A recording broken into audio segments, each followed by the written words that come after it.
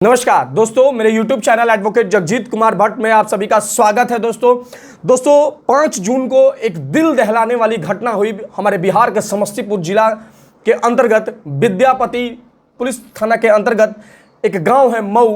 वहां पे एक ही परिवार के 5 लोग पंखे से लटके हुए मिले और रही सवाल ये दोस्तों कि ये आत्महत्या है या मर्डर है। It is a matter of investigation के बाद पुलिस ये मालूम करेगी कि क्या ये आत्महत्या है या किसी का प्री प्लान सोचा हुआ मर्डर है।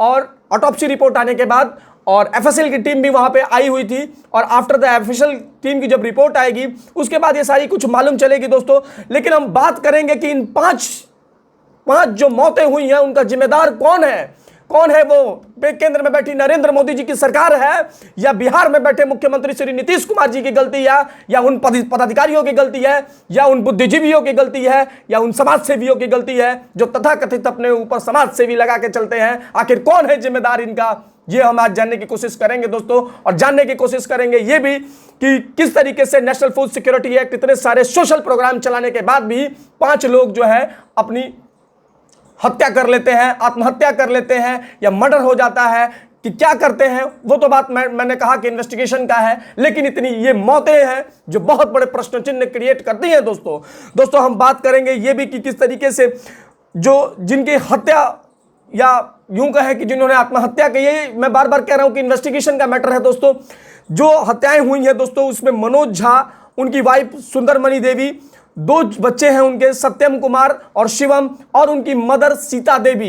इन 5 लोगों की जो लाश है दोस्तों पंखे से लटके हुई मिली। ऐसा कहना है नेबरहुड्स का और मीडिया रिपोर्ट्स का कि किसी व्यक्ति से उन्होंने 5 लाख रुपए लिए थे कि 3 लाख रुपए लिए थे। वो लगातार प्रेशर बनाए हुए था उनके ऊपर और लगातार टॉर्चर कर रहा था कि मेरे पैसे वापस करो। बहुत सारे लोगों से उन्होंने पैसे लिए थे क्योंकि घर की माली स्थिति ठीक नहीं थी। इस वजह से जो टॉर्चर करने की वजह से वो बहुत ज़्यादा डिप्रेस्ड हो गए थे। अब पैसा लग नहीं रहा था कि कहाँ से देंगे, इसलिए अपने पूरे परिवार की जीवन लीला समाप्त कर ली और ये दिखा दिया बिहार सरकार को कि बिहार सरकार की सरकार जो है और अधिकारी और जितने भी नेता हैं केवल और केवल हमारी मौतों पे केवल और केवल तमाशा बन के रह जाएंगे। और मैं एक बात क्यों बोल रहा हूँ दोस्तों, उनकी लड़की जो है उनका कहना है ये कि ये प्री प्लान मर्डर है और उनके जो दामाद हैं मनोज झा के, उन्होंने ये भी कहा है कि राशन कार्ड से इनका नाम भी काट दिया गया था। अगर ये इस बात में अगर थोड़ी सी भी सच्चाई है दोस्तों तो आप समझ लें कि सीधा सीधी बिहार सरकार पर आईपीसी 306 अबैटमेंट ऑफ सुसाइड का मर्डर का चार्ज लगना चाहिए और आईपीसी की धारा 305 abatement of suicide of child of indigent person की मुकदमा लगनी चाहिए। आखिर कौन जिम्मेदार है उन छोटे छोटे बच्चों का और उन माओं का और उन बहनों का। मनोज झा आज मर गए, लेकिन बिहार सरकार के सिस्टम जो है वो दिखा रही है कि किस तरीके से सयावस्था पे पड़ी हुई है दोस्तों बिहार। और जो सबसे बड़ी बात दोस्तों कि बिहार गवर्नमेंट और जो ऑपोजिशन में लीडर बैठे हुए हैं वो इससे फर्क उनको नहीं पड़ता है। उनको मतलब है जातीय जनगणना से, उनको मतलब नहीं है कि यहाँ लोग जो है भूखमरी के और गरीबी के मारे मर रहे हैं। उन्हें मतलब है कि जाति की जनगणना हुई या नहीं हुई, क्योंकि दोनों तो इसी में बिजी हैं। और मैं दोस्तों ये बातें इसलिए कह रहा हूं क्योंकि आप समझिए कि कोई भी नेता जो है इस तरीके का देखना 21 सेंचुरी में जहां हम आजादी के 75वां अमृत महोत्सव मना रहे हैं, वहां पे आप समझ लीजिए कि लोग गरीबी और भूखमरी से मर रहे हैं।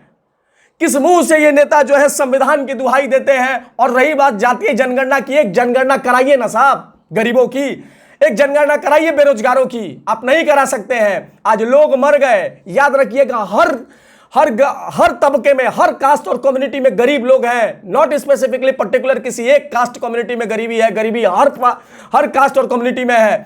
मैं ये बातें क्यों कह रहा हूं क्योंकि वो जो फैमिली मरी है वो ब्राह्मण फैमिली थी और लोग कहते हैं कि ब्राह्मण तो संपन्न होते हैं। तो आज ब्राह्मण मर गया तो बोले ना सर जाति की बात कर लेते हैं, तो कौन ब्राह्मण का लीडर गया मिलने के लिए उनसे कि क्यों नहीं ब्राह्मण की ब्रह्मत्व जगती है। अब एक ब्राह्मण परिवार जो है 5 परिवार अपने जीवन लीला के समाप्त कर दिया और पूरे बिहार सरकार के पूरी व्यवस्था को आईना दिखा दिया कि तुम्हारे जो भी व्यवस्थाएं हैं वो जो है अपर कास्ट लेवल के लोगों के लिए नहीं है। अगर इस बात में सच्चाई है कि उनका राशन कार्ड में नाम नहीं था तो बड़े प्रश्न चिन्ह क्रिएट होते हैं, और उन पदाधिकारियों को जिन्होंने नाम काटने का काम किया है उन पर भी ये 305 और 306 का केस चलना चाहिए, क्योंकि आखिर वो कौन मेन कल्प्रिट है।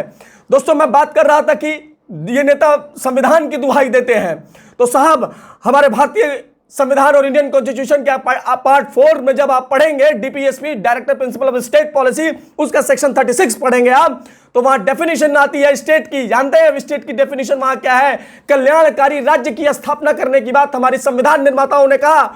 और इन नेताओं, हमेशा ये भारत के संविधान की दुहाई देने वाले तथाकथित नेता क्यों नहीं, ये कल्याणकारी राज्य का नेचर है, जहां एक परिवार आजादी के 75 साल बाद भूखमरी और गरीबी से मर रहा है। किस मुंह से कहेंगे कि बिहार डेवलप कर रहा है? किस मुंह से ये लोग कहेंगे कि हम चांद पे गए हैं? क्या ही कहा जाए इन नेताओं को। और रही बात बार बार संविधान की दुहाई देने वाले, तो ये नेता पढ़ते नहीं है, आई नहीं तो पढ़ने का नाटक करते हैं कि हम नहीं पढ़ते हैं। हमेशा भारत की संविधान की दुहाई देने वाले नेता आर्टिकल 38 जो वो कहता है कि जितने भी भुखमरी लोग हैं उनको प्रिजर्व करने की बात कही है। मैं एक लाइन आपको पढ़ के सुनाना चाहूंगा कि क्या कहता है। आर्टिकल 38 भारत के संविधान का मैं आपको पढ़ के तो सुनाना चाहता हूं कि state to secure a social order for the promotion of welfare of the people. आप दोस्तों देखिए क्या कहता है, पढ़ेंगे आर्टिकल 38 को, तो क्या कहता है? राज्य द्वारा जन कल्याण के लिए सामाजिक व्यवस्था को बढ़ावा देना। आप समझिए, ये सामाजिक व्यवस्था को बढ़ावा आप दे रहे हैं जहां लोग भूखे मर रहे हैं। ये सामाजिक व्यवस्था जो कर रहे हैं, जो लोग गरीबी से मर रहे हैं, ये किस तरीके का आपका ताना बाना है? ये मेरे समझ से तो परे है। बाकी जो कल्याणकारी राज्य की बात है, तो वो आपने स्थापना जो नेताओं ने की है उसका भी भगवान ही मालिक है, उसका भी भगवान ही मालिक है। यह भारतीय संविधान के आर्टिकल 21 में गरिमापूर्ण जीवन जीने की बात आती है, right to life with dignity की बात करते हैं, हमारे संविधान में लिखी गई है, और नेता उसका इंप्लीमेंटेशन कराने के लिए कोर्ट्स बैठी हुई है। लेकिन क्या इसका आर्टिकल 21 का इंप्लीमेंटेशन सही से हुआ? कि ये तरीके से गरिमापूर्ण जीवन है कि जहां लोग भूखे मर रहे हैं, गरीबी से अपने जीवन लीला को समाप्त कर रहे हैं? क्या इस दिन के लिए आप बैठे थे मुख्यमंत्री बन करके? ये सवाल सरकारों से है दोस्तों, ये सवाल उन अधिकारियों से है, ये सवाल उन नेताओं से है, ये सवाल उन समाज सेवियों से है जो आज बड़े बड़े अपने को दिखाते हैं कि हम समाज सेवी हैं। कहां गए? गरीबी में उस परिवार के साथ कोई एक व्यक्ति भी खड़ा नहीं हो सका, और आज खड़ा होता तो आज वो परिवार अपनी जीवन लीला को समाप्त न किया होता। जीवन के मूल्यों का कोई वैल्यू नहीं है यहाँ पे। आप मर जाए किसी को कोई फर्क नहीं पड़ता है। आज 5 मरे हैं, कल 10 मरेंगे, बाढ़ आ रहा है फिर 50 मरेंगे, कोई फर्क नहीं पड़ता है यहाँ के नेताओं को दोस्तों, कोई फर्क नहीं पड़ता है। बात करते हैं कि छोटे छोटे बच्चे मरे हैं। सर 2 साल के बच्चे, उनके 2 बच्चे हैं मासूम से, सत्यम और शिवम।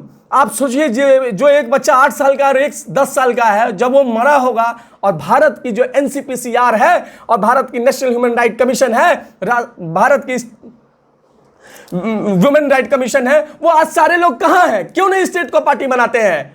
कि आखिर इन मौत का जिम्मेदार कौन होगा? कौन फिक्स करेगा अकाउंटेबिलिटी की? इन मौतों का जिम्मेदार कौन होगा? ये सवाल है दोस्तों, ये सवाल है कि आखिर ये मौतों का जिम्मेदार कौन होगा? याद रखें, ये 5 जिंदगियां मरे हैं जो लोग, मुख्य दर्शक बन के सारे लोग जो हैं, इनके सोशल सिक्योरिटी, नीतीश कुमार जी के सोशल सिक्योरिटी प्रोग्राम को जो है दिखाता है आईना कि किस तरीके से आपके द्वारा जो सामाजिक सुरक्षा का प्रोग्राम चलाया जा रहा है, एकदम व्यवस्था डल है। अगर आज चल रही होती सही से तो ये 5 जिंदगियां समाप्त नहीं हुई होती। रही बात केंद्र सरकार की, तो केंद्र सरकार के द्वारा एक बहुत बड़ी परियोजना दोस्तों चलाई जाती है, जिसका मैं ये भी दिखाऊंगा। ये पोल खोलती है आपके सामाजिक प्रोग्राम का कि कहीं कुछ व्यवस्था नहीं मिल रहा है, केवल आप हवा में हैं। मैं सरकार की बातें करना चाहता हूं दोस्तों। नेशनल फूड सिक्योरिटी एक्ट 2013 केंद्र सरकार की बहुत बड़ी योजना है दोस्तों, जहां 1 रुपए में 10-10 किलो चावल और 20-20 किलो चावल मिलने की व्यवस्था है। क्या उन परिवारों की इसकी व्यवस्था नहीं हो रही थी? और नहीं हो रही थी तो क्यों नहीं हो रही थी? साफ शब्दों में अगर आप पढ़ेंगे दोस्तों नेशनल फूड सिक्योरिटी एक्ट 2013 को पढ़ेंगे आप, तो उसमें कहता है कि provide with the objective provide for food and nutritional security in human life cycle approach by ensuring access to adequate quality and quantity of food and affordable price of the people who live with life with.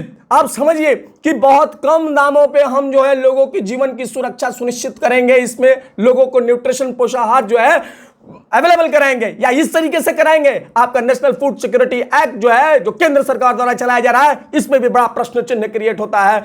बहुत सारी सवालों create होती हैं दोस्तों। दुख बहुत है उन 5 परिवारों के चल जाने से। क्यों? कि किसी को फर्क नहीं पड़ता है, फर्क उस परिवार को पड़ता है दोस्तों जो खत्म हो गया।